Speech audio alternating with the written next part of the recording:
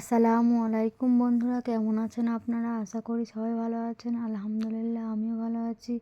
আবারও একটি নতুন ভিডিও নিয়ে আপনাদের সামনে চলে এসেছি। যারা যারা মিজানুর রহমান আজহারীর ওয়াজ শুনতে ভালোবাসেন তারা ফুল ভিডিওটা দেখতে থাকবেন। আশা করি ভালো লাগবে। ভিডিওটি যদি ভালো লাগে একটি লাইক, কমেন্ট ও শেয়ার করবেন বন্ধুরা। চ্যানেলটি সাবস্ক্রাইব করে পাশে থাকবেন বন্ধুরা। ভালো থাকবেন। এক হাদিসে বিশ্বনবী ৮ জন সাহাবীর ৮টা গুণের কথা বললেন। জোরে বলেন কয়টা? ৮ জন সাহাবীর ৮টা গুণের কথা বললেন। তিরমিজির বর্ণনা, হাদিসটা সহিহ, সিলসিলাতুল হাদিসেস সাহিহার ভিতরেও এসেছে। বিশ্বনবী বললেন, খেয়াল করে বুঝবেন, আরহামু উম্মতি বি উম্মতি আবু বকর। এই উম্মতের মধ্যে সবচেয়ে নরম হৃদয়ের সাহাবী হলো আবু বকর। ২ নম্বরে বললেন, ওয়াশাদ্দুহুম ফি আমরিল্লাহি উমর। কিন্তু আল্লাহর দ্বীনের ব্যাপারে সবচেয়ে কঠোর হলো, জোরে বলেন কঠোর হলো। ৩ নম্বরে বললেন, ওয়া আসদাকুহুম হায়ান উসমান। সবচাইতে লজ্জাশীল সাহাবী হলো আমার উসমান।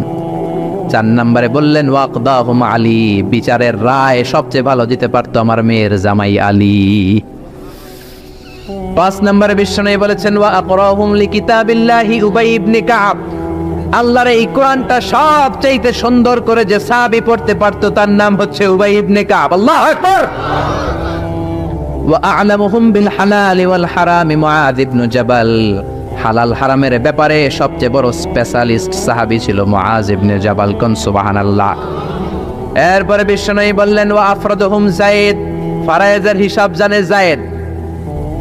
আলা ইন্না লিকুল্লি উম্মাতিন আমিনুন ওয়া আমিনু হাযিহিল উম্মতি আবু উবাইদা ইবনুল জাররাহ।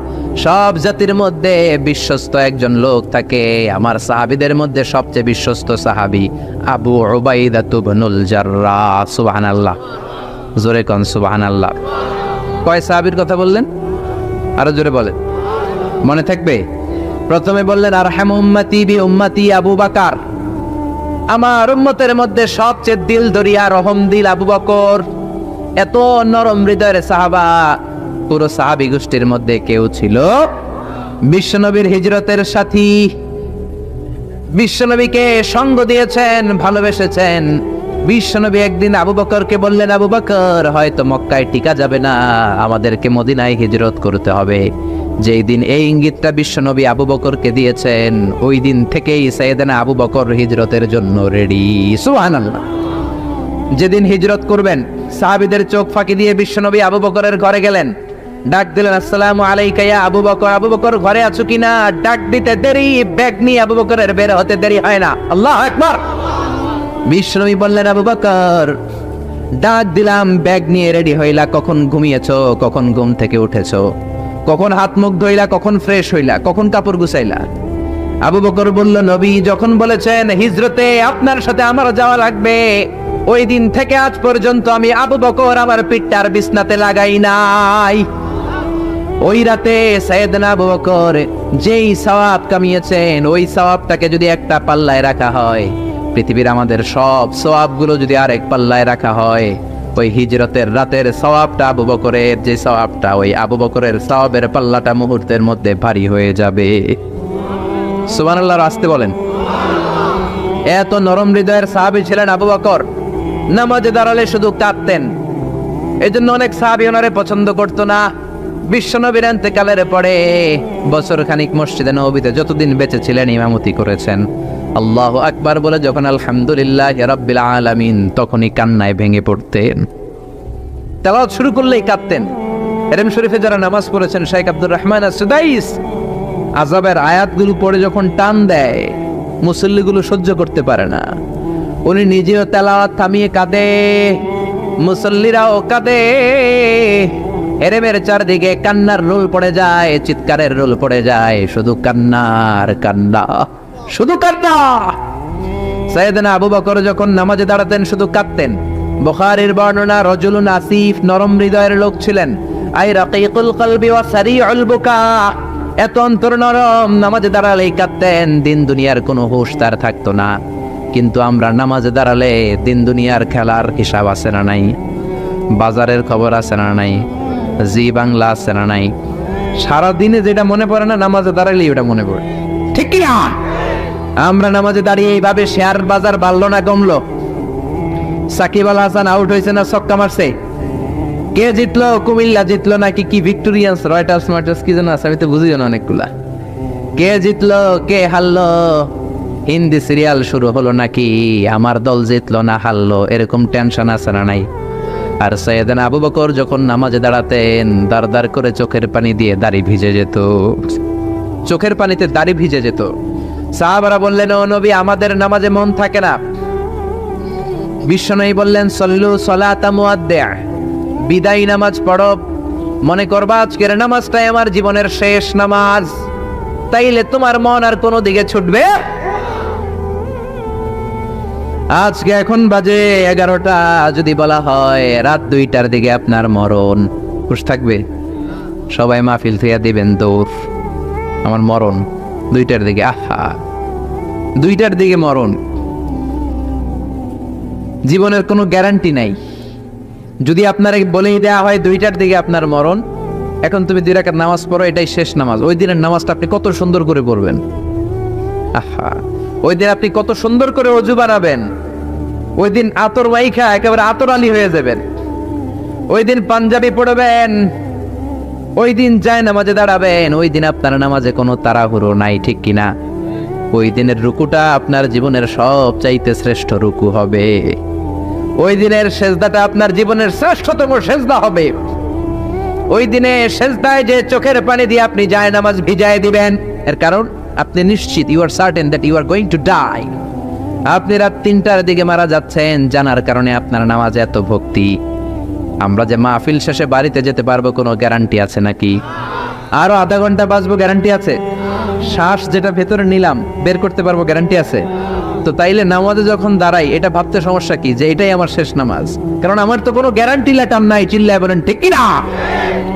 Perform the salah as if it's your last and final prayer. এমন ভাবে নামাজে দাঁড়াবেন যেন এটাই আপনার লাস্ট এন্ড ফাইনাল প্রেয়ার, এটাই আপনার শেষ নামাজ। এরপরে আর নামাজের সুযোগ হয়তো আমি নাও পেতে পারি, জোরে কোন ঠিক কিনা? এই কথা যখন সাহাবারা শুনলেন আর নামাজে নড়েও না চড়েও না। মরুভূমির মাঝখানে যখন সাহাবারা দাঁড়াতেন, আকাশের পাখিগুলো খেজুর গাছ মনে করে সাহাবাদের মাথায় এসে বসে যেত। সুবহানাল্লাহ, বাড়িতে যে পাখিগুলো মনে করতো এগুলো মরুভূমির মাঝখানের খেজুর গাছ, মাথায় এসে বসে যেত। আর আমরা নামাজের মধ্যে দাঁড়ালে আমাদের কোনো খেয়াল থাকে না, আমাদের এদিকে সামনে ডানে বায়ে নজর যায়, ঘড়ির দিকে তাকায়, অনেকে আছে না নাই? নামাজের পর আবার এমনি তাকায়। হাদিসে এসেছে আপনার নজর যখন একবার নামাজ ছাড়া অন্যদিকে দেন, আল্লাহ বলে আকবিল, বান্দা ফিরে আয়। আবার যখন ডানে নজর দেন, আল্লাহ বলে ফিরে আয়। আবার যখন ইমাম সাহেবের দিকে এমনি তাকান, আল্লাহ কয় ফিরে আয়। 3 বার নজর দেওয়ার পরে আবার যখন ডানে বায়ে নজর দেন, আল্লাহ বলে লা হাজাতা লি ইলা সলাতিক, তোর এই নামাজের কোনো দরকার আমি আল্লাহর নাই, এই নামাজের কোনো দরকার নাই। এজন্য সালাত পড়তে হবে আর অন্তরে ভয় থাকতে হবে কার? قد أفلح المؤمنون الذين هم في صلاتهم خاشعون। আবু বকর তাই করতেন, কানা রজুল আসিফ, নামাজে দাঁড়ালে দর দর করে কেঁদে কেঁদে দাড়িগুলো ভিজায় দিতেন। আল্লাহু আকবার। এজন্য বিশ্বনবী বলতেন, আরহামু উম্মতি বি উম্মতি আবু বকর, আমার উম্মতের মধ্যে সবচেয়ে নরম হৃদয়ের হলো আবু বকর। 2 নম্বরে বিশ্বনবী বললেন, ওয়াশাদ্দুহুম ফি আমরিল্লাহি উমর, আর আল্লাহর দ্বীনের ব্যাপারে সবচেয়ে কঠোর সাহাবী হলো ওমর। সবচেয়ে কঠোর কে? এজন্য বিশ্বনবী বলতেন, আমার পরে নবী নাই, আমার পরে কোনো রাসূল নাই, তবে কেউ যদি নবী হতো আমার ওমর নবী হতো। লা নবিয়্যা বা'দি ওয়ালা রাসূলা, আমার পরে কোনো রাসূল নাই, কোনো নবী নাই, তবে লাউ কানা বা'দি নাবিয়্যুন লাকানা ওমর, যদি নবী হওয়ার যোগ্যতা কারো থেকে থাকে আমার ওমরের আছে।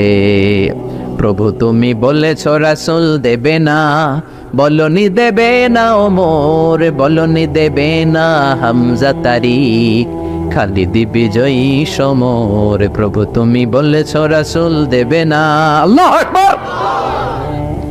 এই ওমরের মতো যদি লাঠির বাড়ি দেওয়া যেত, উনি নামাজেও লাঠি নিয়ে দাঁড়াতেন।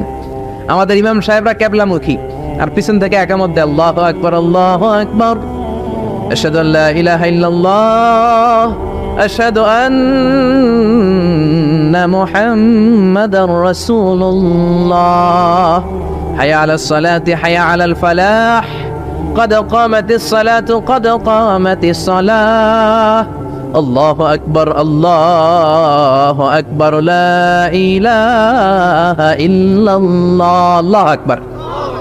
সৌদি স্টাইলে একটু একামত শোনায় দিলাম। আমরা তো দুই বাক্যে বলি, আর এক বাক্যেই বলে। ইমাম সাহেব কেবলামুখী হয়ে দাঁড়ায় আর মুয়াজ্জিন একামত দেয়। ওমরের সুন্নাত, বিশ্বনবীর সুন্নাত এটা ছিল না। ওমরে ফারুক মুসল্লিদের দিকে হয়ে দাঁড়াতেন। ওমরে ফারুকের হাতে থাকতো একটা লাঠি, যার কাতার বাঁকা, লাঠির দিয়ে পায়ের উপরে বাড়ি আসে না নাই, এইরকম বাড়ি মেরে মেরে যদি সোজা করা যেত, কাতারে গ্যাপ থাকতো না। বিশ্বনবী বলতেন ওয়াসাদুল খালাল, হাযু বাইনাল মানাকিবি ওয়াল আকদাম, এইটার সাথে ওইটা মিলাও।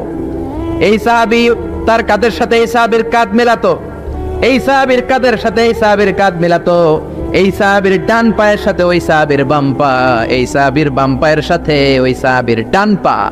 বুনিয়ানুম মারসুস, সীসা ঢালা প্রাচীরের মতো। নবীরে কেউ অ্যাটাক করতে আসলেও যেন আধা ঘন্টা লাগে এই প্রাচীর ভাঙ্গা আসতে। জোরে কোন ঠিক কি না?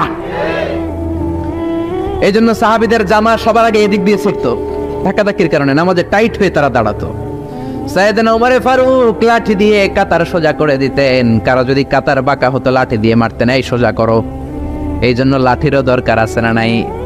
আবু বকরের মতো নরম হৃদয়ের সাহাবা যেমনি দরকার, ওমরের মতো গরম দু একটারও দরকার আছে না নাই? আমরা সারা জীবন ওয়াজ করলেও আপনারা নামাজি হবেন না, এটা জানি। যাদের নসিব ভালো দু চারজন হবেন, বেশিরভাগই বেনামাজি।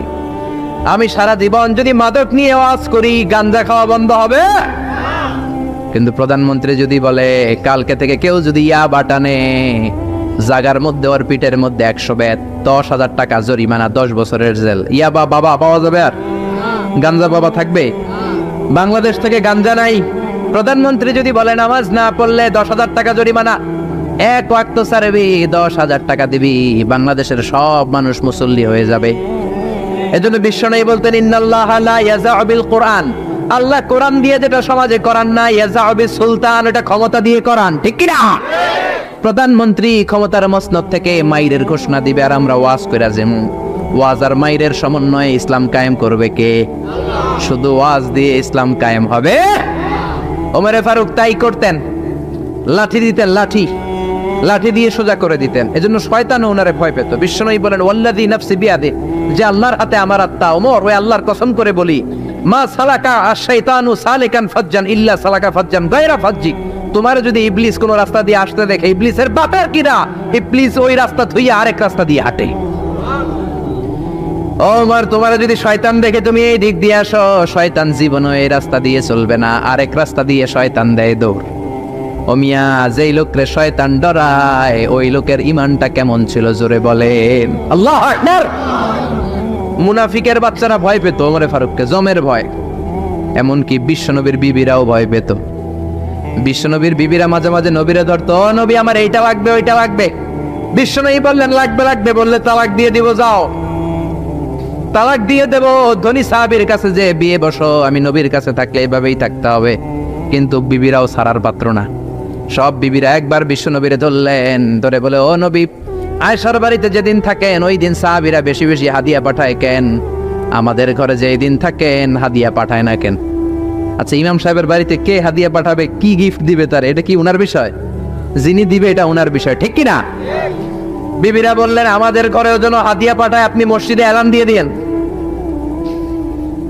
বিশ্বনবী কয় আমি পারুম না। বিবিরা কয় পারতেই হবে। বিশ্বনবী বললেন না না, আমি এই কথা মসজিদে বলতে পারবো না। বিবিরা বললেন আপনি বলতেই হবে। ইন দা মিন টাইম দরজার বাইরে থেকে কে যেন সালাম দিল, আসসালামু আলাইকুম ওয়া রাহমাতুল্লাহ। বিশ্বনবী বললেন ওয়া আলাইকুম আসসালাম। বিশ্বনবী বুঝলেন সালামটার কারণ না, এটা ওমরের সালাম। বিশ্বনবী সালামের উত্তর দিয়া বিবিদের দিকে তাকায় দেখে একটা বিবিও নাই, সব অন্দর মহলে দৌড়। সুবহানাল্লাহ কইবেন না?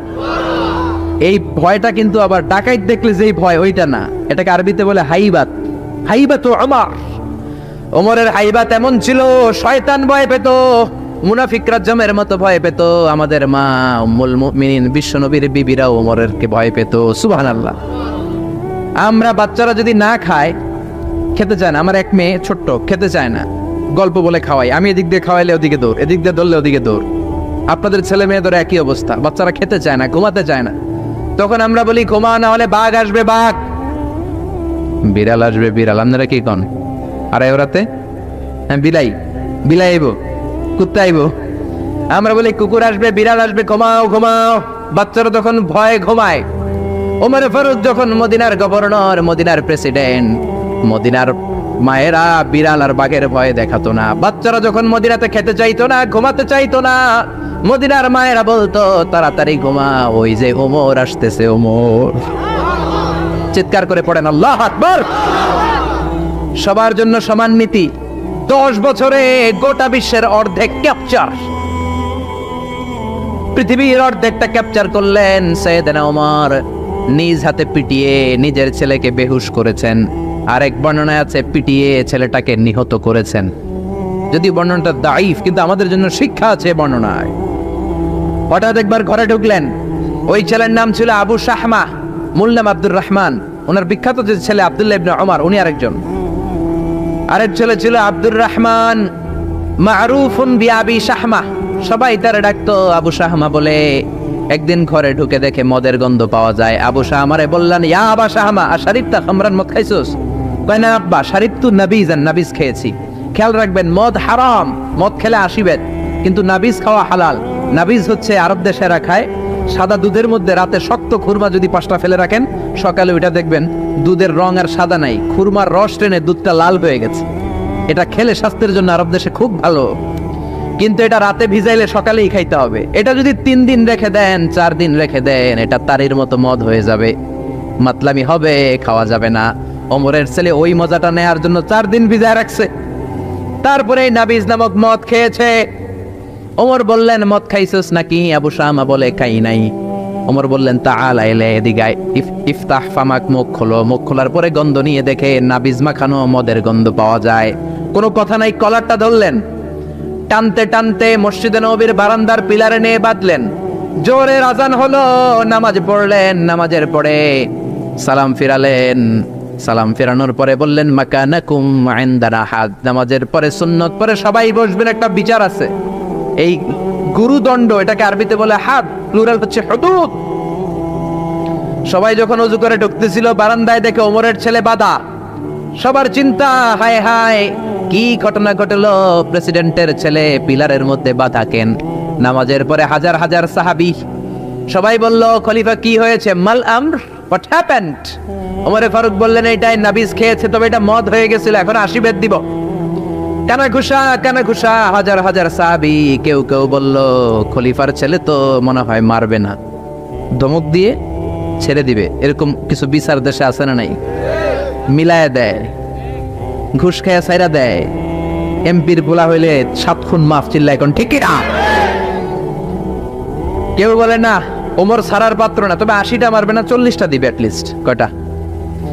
ওমর ফারুক চেয়ারে বসলেন, হাজার হাজার মানুষ, পিনপতন, নীরবতা। জল্লাদরে বললেন, হাতি জিলদ মিন বাইতুল মাল, বাইতুল মালের ঘর থেকে খেজুর গাছের চামড়া দিয়ে বানানো বড় সাইজের একটা চাবুক আন, সবচেয়ে বড় টানবি। সবচেয়ে বড় টানা হলো। এবার ওমরে ফারুক বললেন, ইবদা বিসমিল্লাহ, শুরু কর আল্লাহর নামে। সাইয়েদনা ওমর ফারুকের সামনে দাঁড়িয়ে জল্লাদ মারবে 80টা বাড়ি। মারতে শুরু করেছে, ওয়াহিদ, ইসনাইনি, তালাতা। 3 বাড়ি মারার পরে ওমরে ফারুক জল্লাদকে দিলেন এক থাপ্পড়। 3 হাত দূরে যে পড়লো জল্লাদ। জল্লাদের হাত থেকে চাবুক তুলে ধমক দিলেন, তুই কি চাবুক মারোস নাকি চাকরি বাঁচাস? আস্তে মারলি কেন? আসলে আস্তে মারে নাই, যত জোর ছিল। ওমরের হুকুম তামিল করবে না এরকম জল্লাদ মদিনায় ছিল না, জোরে কোন ঠিক কিনা? যত জোর ছিল তত জোরে মেরেছে, কিন্তু ওমরের পছন্দ হয় নাই। ওমর বললেন, ইনদাকা তালাতা ইনদি ওয়াহিদ, তোর হিসাবে 3টা, আমার হিসাবে মায়ের হইছে 1টা। আমি 2 নাম্বার থেকে শুরু করব। 2, 3। মারতেছে কে? মদিনাতে ওনারসে পালোয়ান আর কেউ নাই। এক একটা বাড়ির আঘাতে ওমরের ছেলে আবু শামা চিৎকার করে কাঁদে। এক একটা বাড়িতে চামড়া ছিঁড়ে যায়, রক্তগুলো ছোপ ছোপ করে নববীর দেয়ালের মধ্যে লাগে। ছোট্ট ছেলেটা ডেকে বলে, আব্বা আমারে মাফ করে দাও, আর জীবনে মদ খাবো না। সাইয়েদনা ওমরের পাষাণ হৃদয় নরম হয় না, কারণ আসাদ্দুহুম ফি আমরিল্লাহি ওমর, আল্লাহর দিনের ব্যাপারে সবচেয়ে কড়া, কোনো ছাড় নাই। এক একটা চাবুক মারে, লোকজন কেঁপে কেঁপে ওঠে। 10টা-15টা মারার পরে ছেলে বেহুশ, পানি দেওয়ার পরে আবার হুশ, আবার মারা শুরু করা হলো। 30টা মারার পরে আবার বেহুশ। এইবার আবু শাহামার মা ওমরের বউ এসে ওমরের পা ধরে ডেকে বলে, ওমর, তোমার পায়ে ধরে ক্ষমা চাই, আমার কলিজার টুকরা বাজানটারে তুমি মেরে দিও না। 80টা বেত মারতে হবে, মেরেছো 30টা, আরো মারবা 50টা। যাও ওমর, প্রতিটা বেতের বাড়ির বিনিময়ে আমি আবু শাহামার মা একটা করে ওট আল্লাহর রাস্তায় সদকা করে দেব। ওমর বলে, না আবু শাহামার মা, এটা আল্লাহর আইন, গোটা দুনিয়াটা দিলেও একটা চাবুকের বাড়ি থেকে ওরা কেউ বাঁচাতে পারবে না। মারতে লাগলেন, আবার পানি দিয়ে আবার হুশ। ওমরের বাড়ি যে খেয়েছে সে বুঝেছে 50টা বাড়ি মারার পরে আবু শাহামা দুনিয়া থেকে শেষ। রাগে ওমর গড়গড় করছেন, বললেন, এই বেয়াদবটারে গোসল করা, জানাজা দে, কবর দে। কবর দেওয়ার পরে কবরের উপরে মারা শুরু করছে 51, 52, 53, 80টা চাবুক মারার পরে আল্লাহরে ডেকে বলে, আল্লাহ, আমার ছেলে হওয়ার কারণে কোনো পার্সিয়ালিটি করি নাই, বিচারে 2 নাম্বারই করি নাই। 80টা গুনে গুনে বেত মেরেছি, দেহে যত শক্তি ছিল ততগুলো মেরেছি। কিয়ামতের ময়দানে জালিম ওমর বলে তুমি কিন্তু আমারে ডাকতে পারবা না। আল্লাহ, জালিমদের কাতারে আমারে উঠাতে পারবা না, আমারে জালিম বলতে পারবা না। ওইরকম ওমরের দরকার আছে না নাই? ওই ওমরের লাঠির বাড়ি যদি থাকতো, দেশটারে মদিনা বানায় দিত কে? চোরদের হাত যদি কাটা যেত, দেশটারে সুন্দর করতো কে? একটা জিনাখোরের ফাঁসি যদি বাইতুল মুকাররমের স্কয়ারের মধ্যে দিয়ে দেয়া হতো, এরপরে আর জিনা হতো? একটার ফাঁসি হয়ে গেলে আর তনুর মতো কোনো নারীকে ধর্ষিতা হওয়া লাগতো না, খাদিজার মতো কোনো মেয়েকে কেউ কোবানোর সাহস পেত না। জোরে বলেন ঠিক কি না? একটা চোরের হাত জুমার নামাজের পরে বাইতুল মুকাররমের স্কয়ারের সামনে যদি কেটে দেয়া হয়, আর কোনো চোর পাওয়া যাবে নাকি? জোরে বলেন। তবে আমচোর, জামচোর, কলাচোর ওই চোর না, যেই চোরগুলো বড় বড় জিনিস চুরি করে, ব্যাংক চুরি করে, দেশের টাকা চুরি করে, এক কলমের খোঁচায় 1000 কোটি টাকা চুরি করে, ওই চোরদের হাত কাটতে হবে।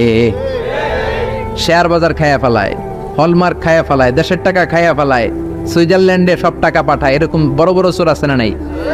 ইসলামী বিচার যদি শুরু হয়, আগে বড় চোরদের বিচার দিয়ে শুরু হবে। চিল্লায় বলেন ঠিক কি না? এই জন্য বিশ্বনবী বলতেন, আসাদ্দুহুম ফি আমরিল্লাহি ওমর, আল্লাহর বিধান বাস্তবায়নে সবচেয়ে কঠোর ছিল ওমর। এক নারী এসে বলল, ওমরে ফারুক, আমার স্বামী আমারে তালাক দিয়েছে 100টা। কয়টা? শুনতেছেন? একটু জিমাই গেলেন মনে হয়। আমার স্বামী আমাকে 100 তালাক দিয়েছে। কয় তালাক? আসলে দিতে হবে কয় তালাক? তাও একটা একটা করে, ঠিক কিনা? ওমরে ফারুক ডেকে আনলেন, স্বামীরাও আনলেন, বউরে আনলেন। ও স্বামী, কয় তালাক দিছো? কয় 100টা দিছি।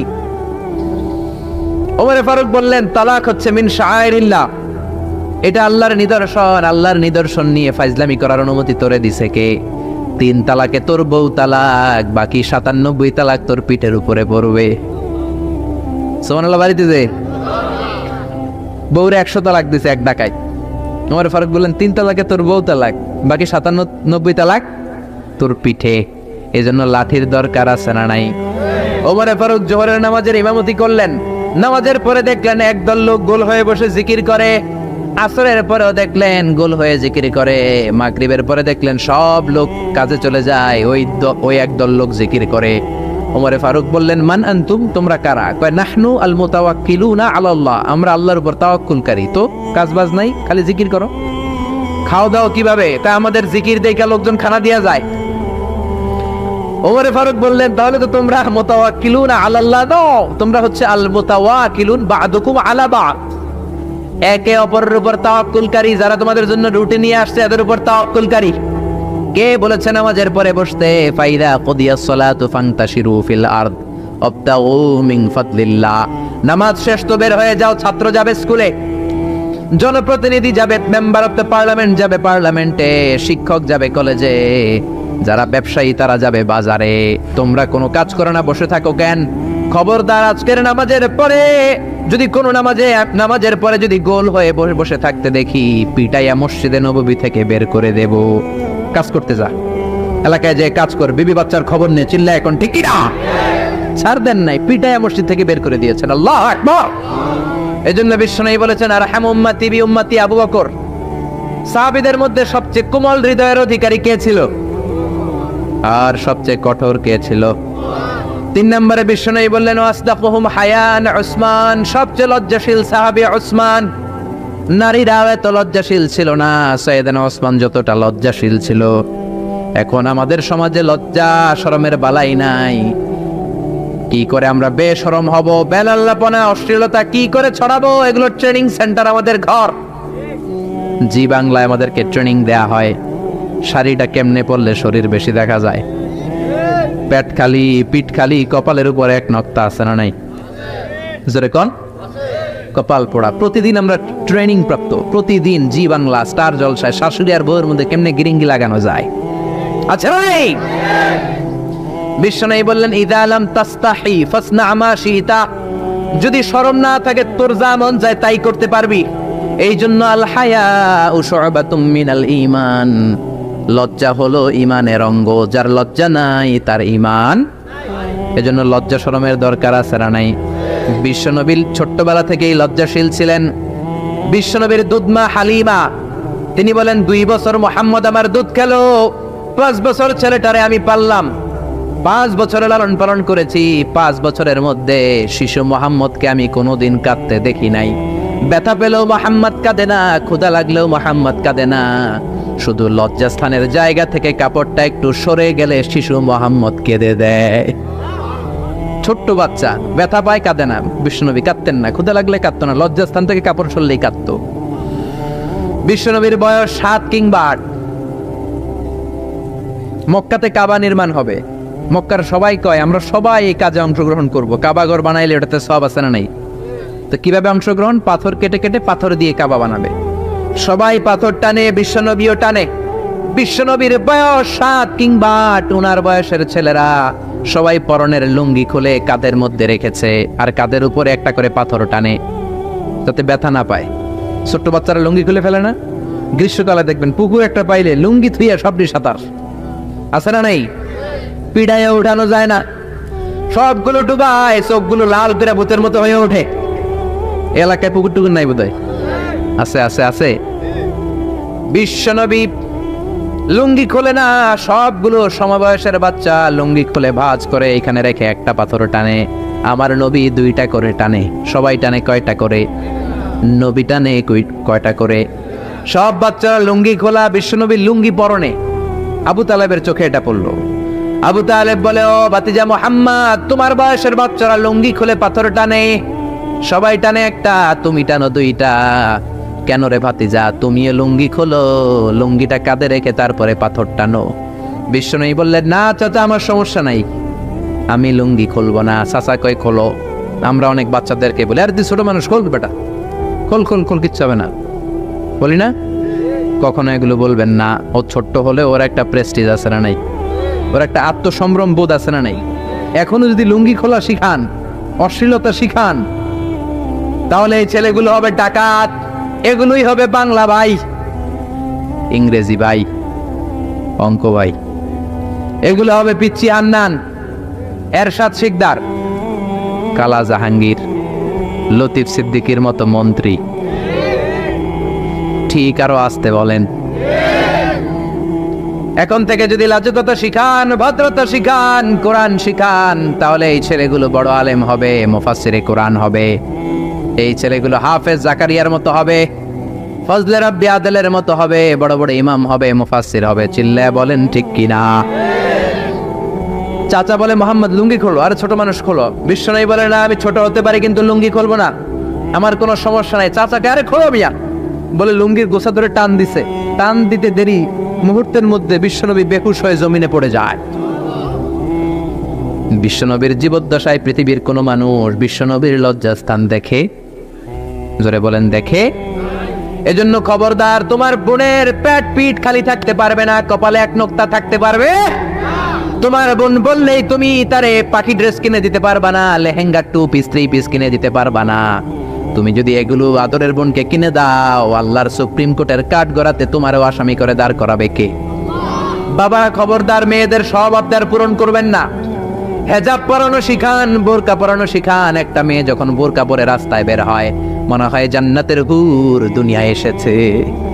একটা মেয়ের সৌন্দর্য তো হেজাবে, সৌন্দর্য তো বোরকার ভেতরে, সৌন্দর্য তো পর্দার ভেতরে। চিল্লা এখন ঠিক কিনা? আবার কিছু নানি আছে বয়স 90, উনি হাত মোজা পা মোজা, আর সাথে 16 বছরের 18 বয়সের নাতনিরে নিয়ে বের হইছে। এমন দৃশ্য এলাকার সব পোলারা পিছনে পিছনে লাইন ধরে আছে না নাই? মায়ের বয়স 60, হাত মোজা পা মোজা। আপনি হাত মোজা পরছেন কেন? আপনি তো অল্প কাপড় পরে বেরোলেও কোনো সমস্যা নাই। আপনি তো এক্সপায়ার্ড, আপনার ডেট এক্সপায়ার্ড, ঠিক কিনা? আপনার দিকে তাকাবে না সুন্দরী সুরুষী অষ্টাদশী মায়াবিনী কাজল কালো চোখ মেঘ কালো কেশ আপনার ওই নাতনির দিকে লুলুপ দৃষ্টি দিয়ে বখাটেগুলো তাকাবে, ঠিক কিনা? এজন্য খবরদার, মেয়েদেরকে পর্দা শিখান, মেয়েদেরকে ভদ্রতা শিখান, মেয়েদেরকে ইসলাম শিখান। ফ্যামিলিটারে জান্নাত বানায় দিতে পারে কে? এজন্য বিশ্বনবী বললেন ওয়াসদাকুহুম হায়াআন উসমান, সবচাইতে লজ্জাশীল সাহাবী ছিল কে? মনে থাকবে নি? ওসমান নামটা সুন্দর না? ছেলে পেলে হইলে এগুলো রাখেন, রাখবেন তো? কি রাখবেন? কি অদ্ভুত অদ্ভুত নাম রাখে। এক লোক অনেকদিন পরে বাতিজারে দেখতে আসছে বাসায়, ঢাকাতে, গ্রামের সবজি টবজি নিয়ে গেছে। তো বাতিজারা বলে, বাতিজা তোমার নাকি এক ছেলে এক মেয়ে? বলে জি চাচা, দোয়া করবেন, এক ছেলে এক মেয়ে, একটু ডাকো তোমার ছেলে আর মেয়েরে। বাতিজা ডাক দিছে, ব্রাশ ফায়ার। ব্রাশ ফায়ার শুই না, চাচা দিছে দৌড়। বাতিজাও পিছন থেকে দৌড়ায়, চাচাও দৌড়ায়। বাতিজা কয় দাঁড়ান চাচা, চাচা কয় আমার বয়স 80 হয়েছে রে বাতিজা, আমারে তুই ব্রাশ ফায়ার করিস না। বাতিজা কয় চাচা এটা ওই ব্রাশ ফায়ার না, ছেলের নাম ব্রাশ, মেয়ের নাম ফায়ার। আছে না নাই? কিয়ামতের দিন আল্লাহ ইউদআউনা ইয়াউমাল কিয়ামাতি বিআসমাইকুম ওয়া বিআসমাই আবাইকুম, কিয়ামতের দিন আল্লাহ তোমাদের নাম ধরে, তোমাদের বাবাদের নাম ধরে ডাকবে। ফাহসিনু আসমাআকুম, তোমাদের নামগুলো সুন্দর করে রেখো। সুবহানাল্লাহ। রাখবেন ওসমান নামটা, রাখবেন তো? ছেলে হইলে রাখবেন, রাখবেন। এরপরে বিশ্বনবী বলেছেন ওয়াকদাহুম আলী, সবচেয়ে ভালো বিচারের রায় দিতে পারতো আমার মেয়ের জামাই আলী। বিচারের রায় হবে একটা কিতাব দিয়ে, কিতাবটার নাম কি? আপনাদের উচ্চ আদালত আর নিম্ন আদালতে তো এই কিতাব দিয়ে রায় হয় না? হাইকোর্ট সুপ্রিম কোর্টে এটা দিয়ে রায় হয় নাকি? এই কোরআনটা দিয়ে যদি সব বিচারের রায় হতো, কেউ মাজলুম হতো না। কোরআন দিয়ে রায় হলে ওই রায় কোনো স্কাইপি কেলেঙ্কারি থাকে? কোরআন দিয়ে রায় হলে ঘুষ খাওয়ার সুযোগ থাকে? কোরআন দিয়ে রায় হলে এক দলের কথা শুনে আরেক দলের উপর কোনো জুলুম করার সুযোগ থাকে? এজন্য রায় দিতে হবে কি দিয়ে?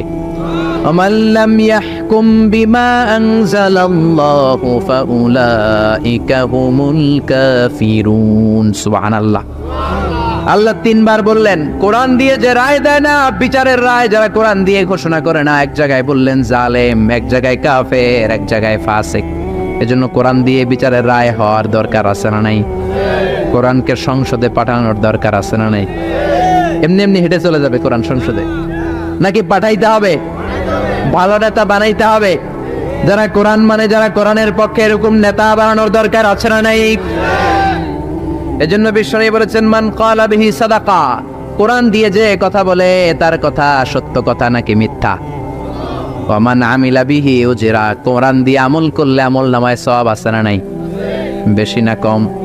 ওয়া মান হাকামা বিহি আদালা, কোরআন দিয়ে যে বিচারের রায় দেয় ওইটাই সবচেয়ে সেরা বিচার, ঠিক কি না? আল্লাহ দেশে কোরআনের বিচার কায়েম করুক, পড়ে না আমিন। 5 নম্বরে বিশ্বনবী বললেন ওয়া আকরাহুম উবাই ইবনে কাব, সাহাবীদের মধ্যে সবচাইতে সুন্দর তেলাওয়াত করতে পারতেন, তাসবিহদের সাথে সবচাইতে সুন্দর তেলাওয়াত করতে পারতেন উবাই ইবনে কাব। কি নাম? এগুলো জানেই না, জানতেও চায় না, খালি নাম মুখস্থ করে। সালমান খান, শাহরুখ খান, অমুক খান, তমুক খান। পড়েন উবাই ইবনে কাব। উনি ছিলেন সবচেয়ে বড় কারি।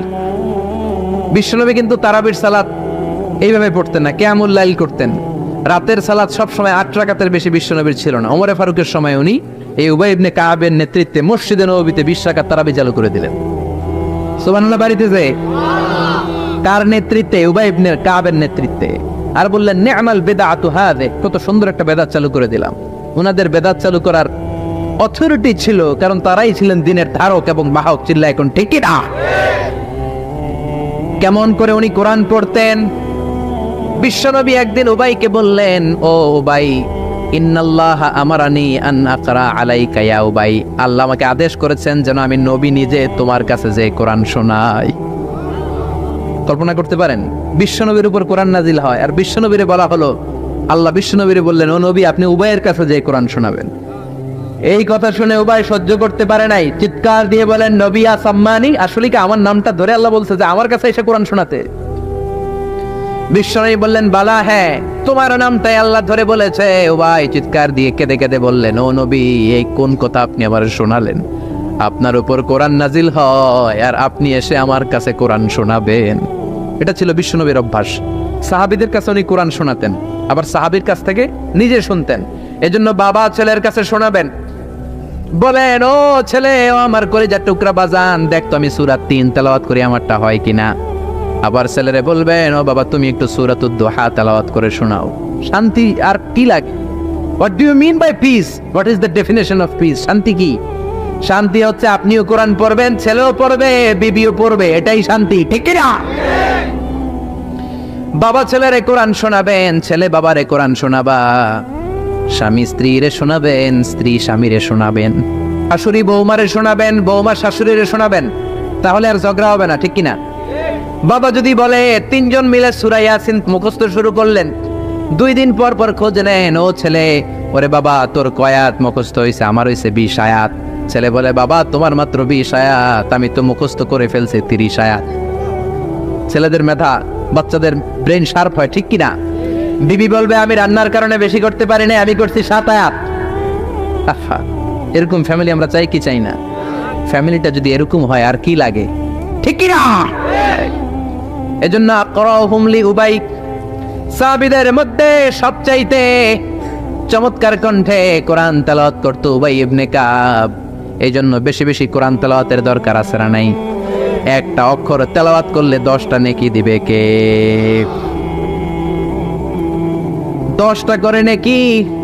একটা করে আয়াত তেলাওয়াত করবেন, জান্নাতে আপনার বিল্ডিং কে 1 তলা লম্বা করে দিবে কে? পৃথিবীর কোন গ্রন্থের ব্যাপারে এরকম ঘোষণা আছে নাকি? শ্রীমদ ভগবত গীতা তেলাওয়াত করলে 1 অক্ষরে কয় নেকি? ওম নমো ভগবতী বাসুদেবায়, কটা সব হইছে? ওম শান্তি বললে কয় সওয়াব, কিন্তু বিসমিল্লাহির রহমানির রহিম বললে আমল নামায় সওয়াব আছে না নাই? পড়বেন প্রতিদিন আমাদের সকাল শুরু হবে কোরআন দিয়ে, জোরে কোন ঠিক কিনা? 6 নম্বরে বিশ্বনবী বললেন, ওয়া আ'লামুহুম বিল হালালি ওয়াল হারামি মুআয ইবনে জাবাল। সাহাবীদের মধ্যে হালাল হারামের ব্যাপারে সবচাইতে স্পেশালিস্ট সাহাবী ছিল মুআয ইবনে জাবাল। আমরা এখন হালাল হারাম বাছি না, হালাল হারাম সব খাই, সুদ খাই, ঘুষ খাই, যৌতুক খাই, রাস্তার রডও খাই, মসজিদের টিন খাই, ত্রাণের গম খাই, ঠিক কিনা? আছে না নাই? সব খাই। এত ক্ষুধা, রড খাইয়া ফেলাই, সিমেন্টের বস্তা খাইয়া ফেলাই, ইটাও খাইয়া ফেলাই, কেমনে হজম করে আল্লাহ জানে। রাস্তার ইটা নাই, ত্রাণের মালামাল নাই, সব খাইয়া ফেলাইছে, আছে না নাই? আল্লাহ বলেন সবটা খাইস না, হালালটা খাইস। কোনটা খাইবেন? ইয়া আইয়ুহান নাসু কুলু মিম্মা ফিল আরদি হালালান তাইয়্যিবা। হারামটা খাওয়া যাবে না, হালালটা খাও। হালালে বরকত দিয়েছে কে? হালালে বরকত, হারামে বরকত নাই। আওয়াজ করে উত্তর দেন, গরু খাওয়া হালাল না হারাম? কুকুর খাওয়া হালাল না হারাম? আমরা সবাই বেশি বেশি গরু খাই নাকি কুকুর খাই? কি পরিমাণে যে কসাইয়ের দোকানে জবাই হয়, আর কোরবানির ঈদের সময় জবাই আছে না নাই? বিয়ের অনুষ্ঠানে আছে না নাই? হাজার হাজার গরু জবাই করি, কোরবানির সময় জবাই করি। বাংলাদেশের গরু দিয়া হয় না, ইন্ডিয়া থেকে আনি। এত গরু খাই, কিন্তু কুকুর একটাও খাই না। আর গাভী বছরে বাচ্চা দেয় কয়টা? কুত্তা দেয় কয়টা? 7টা, 8টা, 10টা, কোনো জন্ম নিয়ন্ত্রণ তো নাই, দেদারসে দিতেছে। তো গরু আমরা খাই, কুকুর খাই না। গরু বাচ্চা দেয় কম, কুকুর বাচ্চা দেয় বেশি। তারপরেও বাংলাদেশের 56,000 বর্গ মাইলের ভিতরে গরু বেশি না কুকুর বেশি? এত গরু খাইলেন, তারপরেও গরু বেশি, কারণ গরু হালাল, হালালে বরকত দিয়েছে কে? কুকুর হারাম, কোনো বরকত নাই। রাস্তাঘাটে হাইওয়েতে কুত্তা পরে মরে থাকে, হাইওয়েতে কোনোদিন গরু ময়রা ভেটকে রয়েছে দেখছেন? হালাল, খালি বরকত। আল্লাহু আকবার। এজন্য হালাল খাবেন, হালাল পড়বেন। ইউর ফুড শুড বি হালাল, ইউর ড্রিঙ্ক শুড বি হালাল, your dress up should be হালাল, ইউর এন্টারটেইনমেন্ট শুড বি হালাল। চিল্লা এখন ঠিক কিনা? সব আপনার হালাল হতে হবে, কারণ ইন্নাল্লাহা তাইয়্যিব লা ইয়াকবালু ইল্লা তাইয়্যিবা। আল্লাহ নিজে পবিত্র, পবিত্র ছাড়া কিছু আল্লাহ কবুল করে। হালাল খাওয়ার পরে যে দেহটা আপনি বানালেন, ওই দেহটারে জাহান্নামে ঢুকাবে কে? হারাম দিয়ে আপনি যত দান খয়রাত করেন কবুল হবে? হারাম টাকা দিয়ে যাকাত দিলে কবুল হবে না, মাদ্রাসা বানালে কবুল হবে না। হারাম টাকা দিয়ে, ঘুষের টাকা দিয়ে অনেকে প্রতি বছর হজ করে হাজি টাইটেল লাগায়। আপনি হাজি লাগাতে পারেন, মাগার কবুল হবে? কারণ আল্লাহর নীতি তো একটা, ইন্নাল্লাহা তাইয়্যিব লা ইয়াকবালু ইল্লা তাইয়্যিবা। এক লোক কাবার চারপাশে ইয়া রব, ইয়া রব, বুখারীর বর্ণনা অনেক লম্বা, আমি শর্ট করে বলছি। ইয়া রব বলে কাঁদে। সাহাবারা বলল, কত বড় আল্লাহর ওলি। বিশ্বনবী বললেন, ওরে ওলি বলো না, মাতআমুহু হারাম, ও যেটা খায় হারাম খায়। ওয়া মাশরাবুহু হারাম, যেটা পান করে হারাম করে। মালবাসুহু হারাম, ড্রেস আপ হারাম, গদিয়া বিল হারাম, সব হারাম। ফাআন্না ইস্তাজাবু লা, কেমন করে ওর দোয়া কবুল হবে? হারাম দিয়ে যদি আপনি দান করেন, মসজিদ মাদ্রাসা লঙ্গরখানা করেন, কবুল হবে না। আর হালাল থেকে প্রতিদিন যদি 1 পয়সাও দান করেন, এটাকে উহুদ পাহাড়ের সমান সওয়াব বানায়া দিবে কে? হালাল হারাম বেঁচে চলবেন তো, নাকি দেদারসে রড, বিল্ডিং, টাকা পয়সা সব খাইবেন? সরকারি চাকরি যারা করেন, বিনয়ের সাথে তাদেরকে বলি, আল্লাহরে ভয় পান। অল্প খাবেন, অল্প পড়বেন, বরকত দিবে কে? রিকশাওয়ালার সারা মাসে টাকা হয় 5,000 7,000, বাচ্চাও অনেক বেশি, ঠিক কিনা? 7টা 5টা বাচ্চা সারা মাস খাওয়ার পরে তারপর ওর 500-600 টাকা থাকে পকেটে। আর আপনি কোটি কোটি টাকা কামান, মাস শেষে আপনার ঋণ আর ঋণ। কারণ হালালে বরকত বেশি, হারামে বরকত নাই। কথা বুঝতে পেরেছেন? কথা বুঝতে পেরেছেন? কিয়ামতের দিন 5টা প্রশ্নের উত্তর না দিয়ে পা নাড়াতে পারবেন না। এর মধ্যে একটা হলো আনমালিহি মিন আইনা ইকতাসাবা।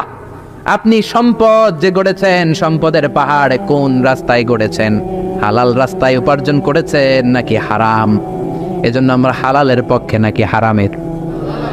এই হালাল হারামের মুতাখাসসিসুন ফিল হালালি ওয়াল হারাম ছিল মুআয ইবনে জাবাল। কি নাম মনে থাকবে? আরবি না পড়তে বের হয় না মুখ দিয়া। বলেন মুআয ইবনে জাবাল। 7 নম্বরে বিশ্বনবী বললেন, আফরাদুহুম যায়েদ ইবনে সাবিত। ফারায়েজের নীতিমালা সবচেয়ে ভালো জানে আমার যায়েদ। ফারায়েজ কি পোলাপানরা এগুলো জানেই না। ফারায়েজ হচ্ছে আল্লাহর দেয়া উত্তরাধিকার বন্টনের নীতিমালা। দুনিয়ার সব বাবাদেরকে আল্লাহ ডেকে বললেন, ইউসিকুমুল্লাহু ফি আওলাদিকুম লিযযাকারি মিসলু হাযযিল উনসায়াইন।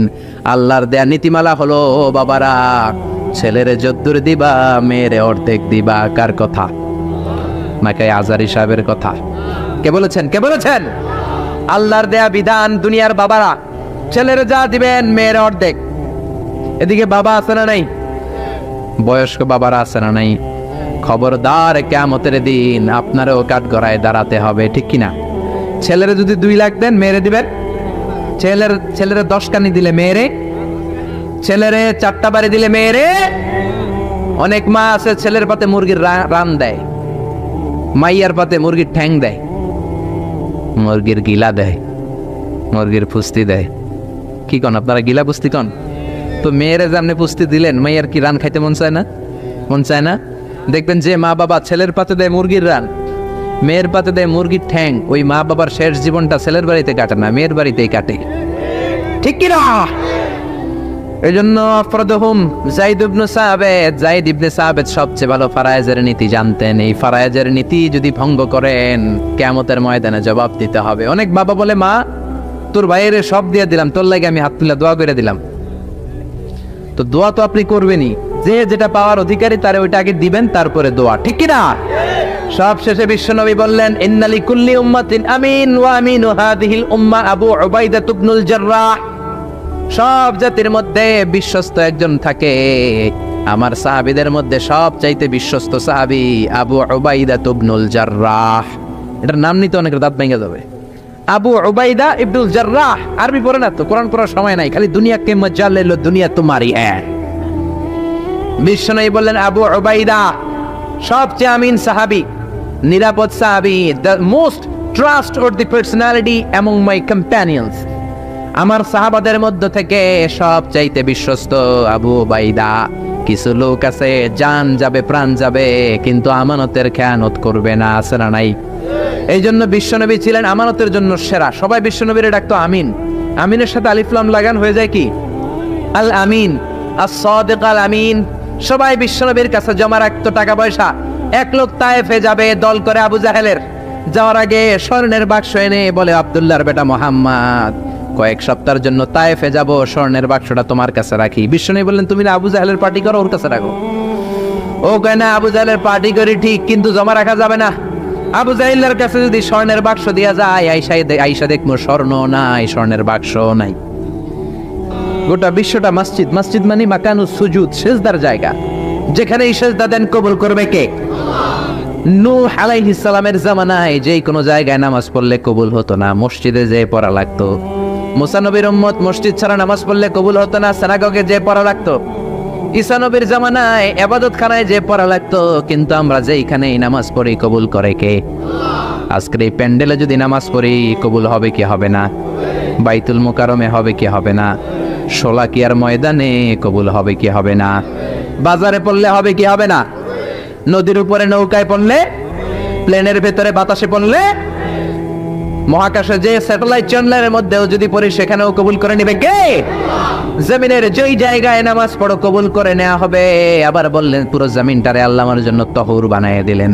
ফাইন লাম তাজিদু মাআন ফাতায়াম্মামু সাঈদান তাইয়্যিবা। নামাজের সময় যদি তোমরা ওজুর জন্য পানি না পাও, তায়াম্মুম করলেও কবুল করবে কে? এই সব জায়গায় নামাজের অনুমতি আর তায়াম্মুম, এটা কোন নবীর ছিল না, এটা স্পেশালি আল্লাহ বিশ্বনবীকে দিয়েছেন। সুবহানাল্লাহ। মা আয়েশাকে নিয়ে বিশ্বনবী বানুল মুস্তালাকের যুদ্ধ থেকে রওনা হলেন। প্রতিমধ্যে মা আয়েশার গলার স্বর্ণের হার চুরি হয়েছে কিংবা হারিয়ে গিয়েছে। মা আয়েশা কান্নাকাটি করলেন, আমার হার, আমার হার। মেয়েদের স্বর্ণ হারাইলে খবর আছে না নাই? গোটা দুনিয়া ভাঙ্গা গেল কিছু বলবে না, যদি স্বর্ণ একটা হারায় বাড়ি তামা তামা করে ফেলবে, ঠিক কিনা? কয় ঠিক, মানে অভিজ্ঞতা আছে অনেক। নারীরা স্বর্ণ পছন্দ করে, তো মা আয়েশা তো নারী, উনি বললেন নবী আমার স্বর্ণ হারিয়েছে। বিশ্বনবী বললেন কাফেলা থামাও, গলার হার খোঁজো। সবাই মিলে গলার হার খুঁজতে খুঁজতে মাগরিবের নামাজের সময় প্রায় শেষ হয়ে যায়। এবার সবাই মিলে আবু বকর রে বকে, তোমার মাইয়ার কারণে আজকে এই দশা। তোমার মেয়ে যদি গলার হারটা না হারাইতো তাহলে তো আমরা যেখানে পানি আছে ওইখানে পৌঁছে যেতাম, ওখানে নেমে অজু করে নামাজ পড়তাম। তোমার মেয়ের কারণে আজকে এই দশা, এখন সবার নামাজ কাজা, নবীর নামাজও কাজা। আল্লাহ বললেন খবরদার এই মেয়েটারে গালি দিবি না, এই মেয়েকে গালি দেয়া যাবে না আয়েশার সম্মানে। আজকে আমি তায়াম্মুমের বিধান নাজিল করে দিলাম। فَإِن لَّمْ تَجِدُوا مَاءً فَتَيَمَّمُوا صَعِيدًا طَيِّبًا। কোথাও যদি ওজুর জন্য পানি না পাও, মাটি দিয়ে তায়াম্মুম করো, কবুল করে নিবে কে? মা আয়েশা বলতেন আমাকে আল্লাহ এমন 5টা জিনিস দিয়েছেন বিশ্বনবীর কোনো বউকে আল্লাহ দেন নাই। এক নম্বরে আমি বিশ্বনবীর একমাত্র কুমারী বউ, বাকি বউগুলা ছিল বিধবা, এর আগে কয়েকটা করে বিয়ে হয়েছে, শুধু আমারই বিয়ে হয় নাই। সুবহানাল্লাহ। 2 নম্বরে আমি যখন শীতের রাতে নবীর সাথে এক লেপের নিচে ঘুমাতাম, তখনও জিব্রাইল কোরআন নিয়ে নাজিল হয়ে যেত। অন্য বিবিদের সাথে যখন কোনো ঘরে এক খাটের মধ্যে শুয়ে থাকতো তখন কোনোদিন কোরআন নাজিল হয় নাই, শুধু মা আয়েশার সাথে যখন থাকতো তখন কোরআন নাজিল হতো। সুবহানাল্লাহ। আবার মা আয়েশা বলতেন আমার ঘরে বিশ্বনবীর কবর। আবার বিশ্বনবী যখন তার শেষ নিঃশ্বাসটা ত্যাগ করেছেন, বিশ্বনবীর মাথাটা ছিল আমার কোলের উপরে। আবার বিশ্বনবী বলতেন ও দুনিয়ার মানুষেরা শোনো শোনো, ওজুর পানি না থাকলে যে তায়াম্মুম করে নামাজ পড়ো, এটাও তোমরা আমার কারণে পেয়েছো। আল্লাহু আকবার। এজন্য বিশ্বনবী বলতেন জুইলাত লি আল আরদু কুল্লুহা মাসজিদান ওয়া তাহুরা। আমার জন্য গোটা বিশ্বটাকে নামাজের জায়গা আর ওজুর না থাকলে তায়াম্মুমের জায়গা বানিয়ে দিয়েছে কে? এরপরে বিশ্বনবী বলতেন উতিতু আশ-শাফাআহ, আমাকে শাফায়াতের মালিক করেছে কে? কিয়ামতের দিন সব নবীরা যখন বলবে ইয়া নাফসি ইয়া নাফসি, বিশ্বনবী বলবেন রব্বি হাবলি উম্মতি, ও আল্লাহ তুমি আমার উম্মতকে বাঁচাও, আমার উম্মতকে বাঁচাও। সুবহানাল্লাহ। এরপরে বিশ্বনবী বলেছেন ওয়া কানান নাবিয়্যু ইউবআসু ইলা কওমিহি খাসসা, দুনিয়ার সব নবীকে একটা নির্দিষ্ট বর্ডারে পাঠানো হয়েছে, নির্দিষ্ট এলাকার লোকের জন্য পাঠানো হয়েছে। আমি বিশ্বনবীর নবুয়তির কোনো বর্ডার নাই, গোটা বিশ্বের জন্য আমার নবী বানিয়ে পাঠানো হয়েছে। এই জন্য আমি বিশ্বনবী, চিল্লায় কর আল্লাহু আকবার। বিশ্বনবী শুধু পুরুষদের নবী নয়, শুধু নারীদের নবী নয়, শুধু সাদা লোকদের নবী নয়, শুধু নিগ্রো আর কালো লোকদের নবী নয়, শুধু আরবদের নবী নয়। বিশ্বনবী আদম নবী থেকে শুরু করে কিয়ামত পর্যন্ত যত মানুষ, যত জিন পৃথিবীতে আসবে, সবার জন্য বিশ্বনবীকে নবী বানিয়েছে কে? বিশ্বনবীর যদি কোনো নবীরাও না মানে, ওই নবীর নবুয়তিও ক্যান্সেল করে দিবে কে? এজন্য আল্লাহ বললেন মুহাম্মাদুর রাসূলুল্লাহি ওয়াল্লাযীনা মাআহু আশিদ্দাউ আলাল কুফফারি রুহামাউ বাইনাহুম। মুহাম্মদ হলেন আল্লাহর রাসূল। কার কথা? ঘুম আসতেছে? জিমায় পড়ছেন? তাকবীর দেন, লিল্লাহি তাকবীর। নবীর কথা বলে আল্লাহ বললেন ওয়াল্লাযীনা মাআহু, নবীর সাথে যারা চলে। নবীর সাথে কারা চলতো? সাহাবারা। জোরে বলেন কারা? এবার আল্লাহ সাহাবাদের কথা বলছেন ওয়াল্লাযীনা মাআহু, নবীর সাথে যারা চলতো। আশিদ্দাউ আলাল কুফফার, কাফেরদের ব্যাপারে তারা বজ্র কঠোর। রহমাউ বাইনাহুম, নিজেদের ব্যাপারে তারা পুষ্পকোমল। কাফিরদের ব্যাপারে সাহাবারা বজ্র কঠোর, নিজেদের ব্যাপারে তারা পুষ্পকোমল। কাফিরদের ব্যাপারে কোনো ছাড় নাই, মুশরিকদের সাথে জিহাদের ময়দানে কোনো ছাড় নাই। চিল্লায় এখন ঠিক কি না? কিন্তু নিজেরা ভাই ভাই, নিজেদের মধ্যে মহাব্বত আছে না নেই? এজন্য বিশ্বনবী বলতেন আমার সাহাবাদের মধ্যে দুই কিসিম আছে। কয় কিসিম? এক কিসিম নরম কিসিম, আরেক কিসিম গরম কিসিম। সুবহানাল্লাহ। আবু বকর নরম, কিন্তু ওমরে ফারুক গরম। জোরে কোন ঠিক কি না? এজন্য বিশ্বনবী বলতেন খায়রুল কুরুনি করনি, সবচেয়ে সেরা যুগ আমি নবীর যুগ। সুম্মাল্লাযীনা ইয়ালুনাহুম, তারপরে সাহাবাদের যুগ। সুম্মাল্লাযীনা ইয়ালুনাহুম, তারপরে তাবেঈদের যুগ। ঠিক কি না? সাহাবারা হচ্ছে পৃথিবীর শ্রেষ্ঠ সন্তান, তাদের চেয়ে শ্রেষ্ঠ সন্তান পৃথিবী জন্ম দিতে পারে নাই। চিল্লায় বলেন ঠিক কি না? এজন্য সাহাবাদেরকে ভালোবাসার দরকার আছে না নাই? তাকে সাহাবীদেরকে গালি দিবেন, সাহাবীদেরকে ঘৃণা করবেন। সাহাবীদেরকে যদি গালি দেন, যদি ঘৃণা করেন, যদি সমালোচনা করেন, আপনার ঈমান থাকবে? কথা বলেন, ঈমান থাকবে? এজন্য নবী বললেন খবরদার, লা তাসুব্বু আহাদাম মিন আসহাবি, আমার সাহাবীদেরকে গালি দিও না। সাহাবাদেরকে ভালোবাসা হলো ঈমান, সাহাবীদেরকে ঘৃণা করা হলো কুফরি। ঠিক কি না?